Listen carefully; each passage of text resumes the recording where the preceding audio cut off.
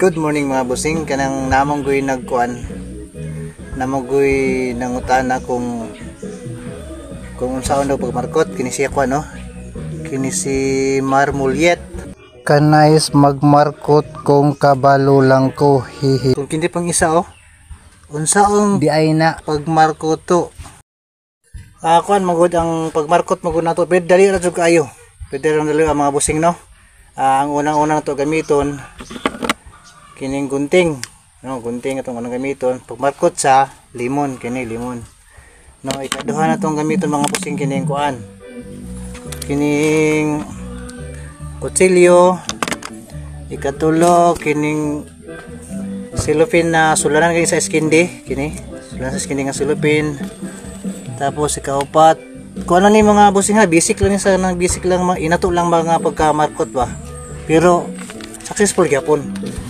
Sunod mga busing kining kuan silupin nga kining akong gigapit ng silupin mga busing kuan ni silupin ni sa pampers no, kay gahi inihigot nimo dito sa sanga sa limon dili sa maputol, gahi sa putlon, gahi klase nga silupin sa pampers no.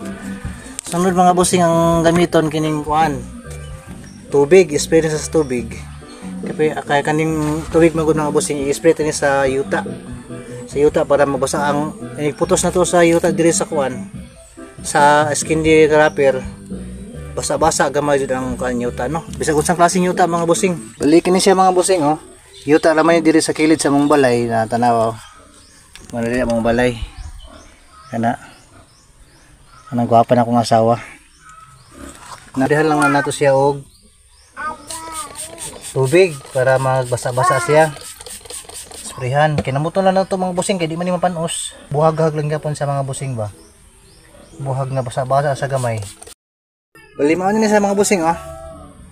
Muna duha ka bahin atong ice candy wrapper mo ni duha ka bahin. No?